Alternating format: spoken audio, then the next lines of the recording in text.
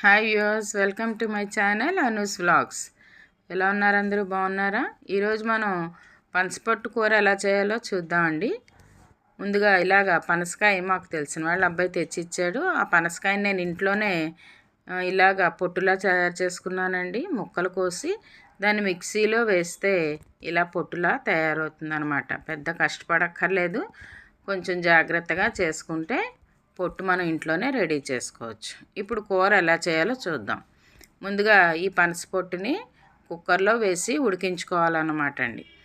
మొత్తం పొట్టు అంతటిని కుక్కర్లో వేసి దానికి సరిపడా నీరు, అంటే పొట్టంతా మునిగేంత వరకు నీరు వేసుకుని దాంట్లో కొద్దిగా ఉప్పు, అలాగే పసుపు, మనం తీసుకున్న పనస పొట్టుని బట్టి ఉప్పుని పసుపు వేసుకుని కుక్కర్ని మనం పొయ్యి మీద పెట్టి ఉడికించుకోవాలన్నమాట.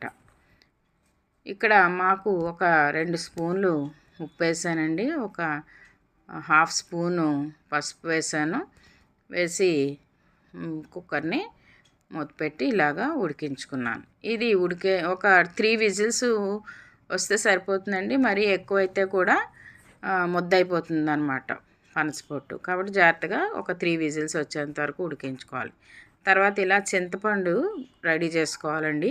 అంటే దీనికి మెయిన్ ఇంగ్రీడియంట్ చింతపండు పులుసు అన్నమాట. చింతపండు పులుసు వేస్తేనే బాగుంటుంది పనసపొట్టు కూర. సో చింతపండు మనం ఇలా రెడీ చేసుకోవాలి. అంటే పనసపొట్టుకి తగినట్లుగా మనం చింతపండుని రెడీ చేసుకోవాలి. తర్వాత పోపు దినుసులు రెడీ చేసుకోవాలండి. ఆవాలు, అలాగే మినపప్పు, శనగపప్పు, పచ్చిమిరపకాయలు, ఎండుమిరపకాయలు, కరివేపాకు, ఇంకా పల్లీలు. ఈ పల్లీలు మనం వేయించిన ముందు పచ్చి పల్లీలు తీసుకుని వాటిని వేయించుకోవాలండి. తర్వాత దీనికి ఇంకొక మెయిన్ ఇంగ్రీడియంట్ ఏంటంటే అంటే ఆవాల్ని మనం ఇలాగా దంచుకుని కొద్దిగా ముద్దలాగా తయారు చేసుకుని రెడీ చేసుకోవాలండి. దీన్ని లాస్ట్లో వేసుకోవాలి. అలాగే ఇంగు కూడా వేసుకుంటే చాలా మంచి వాసన వస్తూ చాలా బాగుంటుంది అన్నమాట. కూరకి మంచి టేస్ట్ వస్తుంది. సో ఇలాగా ఆ నానబెట్టిన చింతపండు నుంచి మనం గుజ్జు తీసుకోవాలి. సో ఇప్పుడు మనం కూరకి కావాల్సిన అన్నీ కూడా రెడీగా పెట్టుకున్నాం అన్నమాట. చూసారా, పోపుకి కావాల్సిన దినుసులన్నీ రెడీ అయిపోయాయండి. సో తర్వాత ఇప్పుడు ఏంటంటే మనకి అది ఉడికించుకున్నాం కదా కుక్కర్లో పెట్టి, దాన్ని తీసి చల్లార్చుకోవాలన్నమాట. చల్లారిన తర్వాత అందులో ఉండే నీటిని మనం, అంటే ఇంకా నీరు మిగిలిపోతుంది కదండి, ఉడకగా మిగిలిన నీటిని శుభ్రంగా పిండి తీసేయాలి. నీరు ఉంటే మనకి కూర ముద్ద ముద్దగా వస్తుంది. అలా కాకుండా పొడి పొడిగా రావాలంటే చక్కగా మనకి ఇలాగా పిండి తీసేసుకోవాలన్నమాట నీటిని. ఇలా చూసారా, ఇది ఎక్కువగా బ్రాహ్మిన్స్ బాగా చేసుకుంటారండి. నాన్ బ్రాహ్మిన్స్ నాన్ వెజ్ ఎలా అయితే కైమా అలాంటివి చేసుకుంటారో, బ్రాహ్మిన్స్ ఇది అలా చేసుకుంటారు. చాలా టేస్టీగా ఉంటుందన్నమాట. చూడండి, దీని మీద ఇప్పుడు మనం తీసి పెట్టుకున్న ఈ చింతపండు గుజ్జుని ఇలాగా వేసుకోవాలి. వేసుకుంటే మొత్తం అదంతా కూడా పీల్చుకుంటుందన్నమాట. సో కొంచెం నేను ఎక్కువగా తీసుకున్నానండి చింతపండు గుజ్జు, కొద్దిగా మిగిలిపోయింది. అంటే నేను కొద్దిగానే చేశాను. సో అందువలన కొంచెం మిగిలింది చింతపండు గుజ్జు. అలా వేసిన తర్వాత మొత్తం చూడండి ఇలాగా కలిపేసుకోవాలన్నమాట.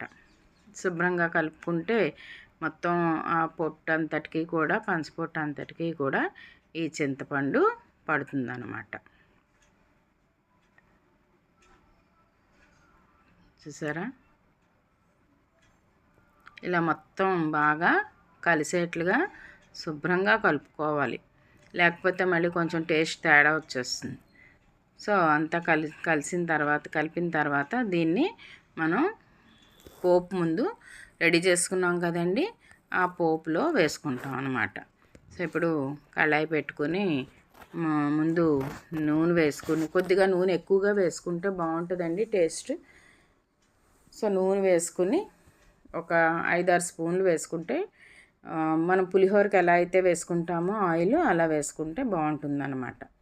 సో నూనె వేసుకుని ముందు పల్లీలు వేయించి తీసేసుకోవాలి, పక్కన పెట్టుకోవాలి. అంటే పోపుతో పాటు వేస్తే పల్లీలు అంత బాగోదండి. అందుకని చెప్పి పల్లీలు వేయించి తీసుకుని కొద్దిగా చల్లారిన తర్వాత ఆఖరిలో వేసుకుంటే పల్లీల టేస్ట్ చాలా బాగుంటుంది. సో ఇప్పుడు మనం ముందుగా పులిహోర పోపుకి ఎలాగైతే వేసుకుంటామో ఆవాలు, అలాగా ఆవాలు వేసుకోవాలండి.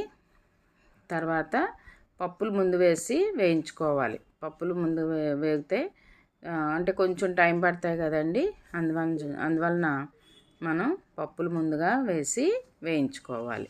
వేగిన తర్వాత మినపప్పు, శనగపప్పు వేగిన తర్వాత అప్పుడు మనం పచ్చిమిర్చి, ఎండుమిర్చి, కరివేపాకు ఇవన్నీ వేసి వేయించుకుంటాం అన్నమాట. ఇంకా మీకు పనసపండు మరి పనసకాయ చిన్నగా ఉన్నప్పుడు ఇలా అంటే కూర పనస వేరుగా దొరుకుతుందండి మనకి. ఆ కూర పనస పొట్టు బయట మనం కొనుక్కుంటే అందులో కొంచెం కల్తీ జరుగుతూ ఉంటుంది. బొప్పాయి అది ముక్కలు కోసేసి వేసేయడం అలాంటివి చేస్తూ ఉంటారు. మనకి ఎప్పుడైనా సరే అవకాశం దొరికితే పనసకాయ చిన్నగా ఉన్నది కూర పనస తెచ్చుకుని మనం ఇలా చేసుకుంటే చాలా టేస్టీగా ఉంటుందన్నమాట. సో ఇప్పుడు పచ్చిమిరపకాయలు వేసానండి. అది కొద్దిగా వేగిన తర్వాత ఎండుమిర్చి వేసుకోవాలి. చూసారా, వేగిపోయిందండి. ఇగో ఎండుమిర్చి వేసేసేయండి. ఎండుమిర్చి వేసిన తర్వాత అది కూడా కొద్దిగా వేగిన తర్వాత అప్పుడు కరివేపాకు వేసుకుని ఫైనల్గా మనం ఇంగువ వేసుకుంటాం అన్నమాట. కరివేపాకు ఇది కూడా కొంచెం ఆ పచ్చి పోయేంత వరకు మనం వేయించుకొని అప్పుడు ఇంగువ కొద్దిగా వేసుకుంటే చాలా మంచి స్మెల్ వస్తుందండి. ఇంగువ మనకి ఆరోగ్యానికి కూడా చాలా మంచిది. మీకు చాలా ఔషధ గుణాలు కలిగి ఉంటుంది ఇంగువ. ఇప్పుడు ఇందులో మనం పోపు వేగిపోయిందండి. మనం ముందుగా రెడీ చేసి పెట్టుకున్నాం కదా, ఏది పనసపొట్టు కొద్దిగా అది ఆరిపోయి ఉంటుంది, పట్టి ఉంటుంది మనకి. చింతపండు పులుసు వేసి ఉంచాం కదండి, ఆ చింతపండు పులుసు ఆ పనసపొట్టుకి వేడి మీద వేస్తాం కాబట్టి పట్టేసి ఉంటుంది. దీన్ని ఇప్పుడు మనం పోపులో వేసుకోవాలి.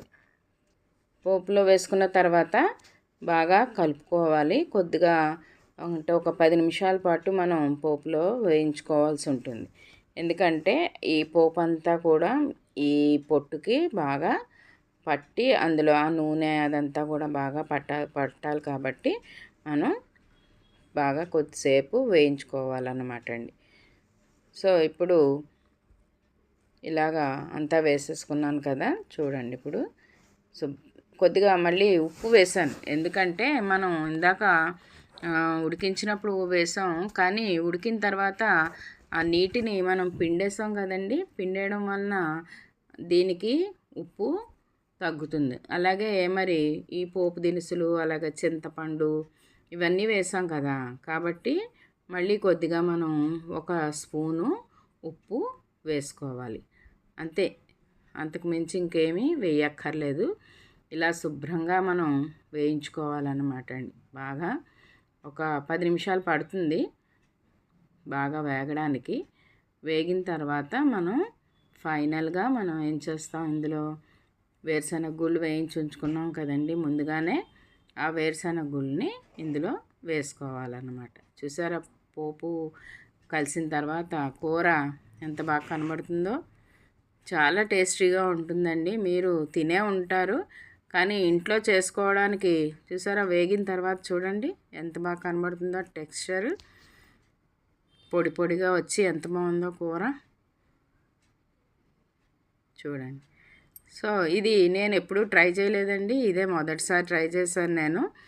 మీకు కూడా ఉపయోగపడుతుందని చేశాను అన్నమాట వీడియో. చూడండి ఎంత బాగా కనబడుతుంది. ఎప్పుడు మాకు మా ఫ్రెండ్ వాళ్ళ మదర్ చేసి పెడతారండి, తింటాను మేము ఎప్పుడు కూడా ఆవిడ పంపిస్తూ ఉంటారు. కానీ ఈసారి నేనే ట్రై చేద్దామని ట్రై చేశాను అన్నమాట. చూడండి ఎంత బాగుందో. సో ఇప్పుడు మనం ఈ పల్లీల్ని వేసేసుకుని దించేసుకుంటే అయిపోయినట్లే అండి కూర. మనకి చూడడానికి అయ్య బాబోయ్ ఇంత చెయ్యాలా అని అనిపిస్తుంది, కానీ చేస్తే చాలా తొందరగానే అయిపోతుంది. ఒక హాఫ్ అన్ అవర్లో మొత్తం ప్రాసెస్ అంతా అయిపోతుందండి. మనం బయట కూడా ఇది పనసకాయ కొట్టేవాళ్ళు ఉంటారు, తీసుకువెళ్ళి మనం కొట్టించుకుంటే ఇంకా సులువుగా అయిపోతుంది. సో ఇప్పుడు ఫైనల్గా ఇంకొకటి ఉండిపోయింది. ఇది ఆవ మనం ముందు ఫస్ట్ రెడీ చేసుకున్నాం కదండి, ఆవ పిండి అంటే ముద్దలా తయారు చేసుకున్నాం కదా, అది అంటే కూర పొయ్యి మీద ఉండగా వేస్తే కూర చేదు వచ్చేస్తుంది అనమాట. అందుకని చెప్పి మనం దీన్ని ఏం చేయాలంటే దించిన తర్వాత చల్లారాలండి. ఒక 5 మినిట్స్ చల్లారిన తర్వాత అప్పుడు ఈ ఆవని ఇందులో వేసి కలుపుకోవాలన్నమాట.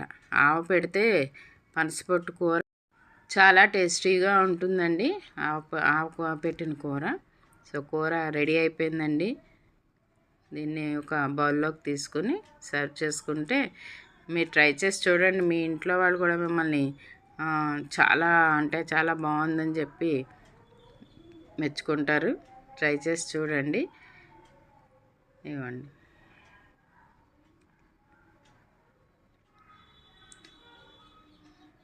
మరి మీరు నా ఛానల్ని సబ్స్క్రైబ్ చేసుకున్నారా? చూడండి, ఇలాంటి కొత్త కొత్త వంటల కోసం మరి నా ఛానల్ని సబ్స్క్రైబ్ చేసుకోండి. లైక్ చేయండి. అలాగే బెల్ ఐకాన్ ఉంటుంది కదా రైట్ సైడ్న కిందన, ఆ బెల్ ఐకాన్ని ప్రెస్ చేస్తే నేను ఇలాంటి కొత్త వంటకాలు పెట్టినప్పుడు మీకు నోటిఫికేషన్ వస్తుంది. చూడండి ఎంత బాగా కనబడుతుందో. చాలా టేస్టీగా ఉంది. టేస్ట్ చేస్తున్నాను చూడండి. సూపర్గా ఉందండి, చాలా బాగుంది. సో ఇలాగా అన్నంలో కలుపుకుంటే అన్నంలో కూడా చాలా ఎక్కువగా కలుస్తుంది అన్నం కూడా. చూడండి ఎంత బాగుందో. మరి మీరు కూడా ట్రై చేసి మీ వాళ్ళకి పెట్టి చూడండి. Thanks for watching.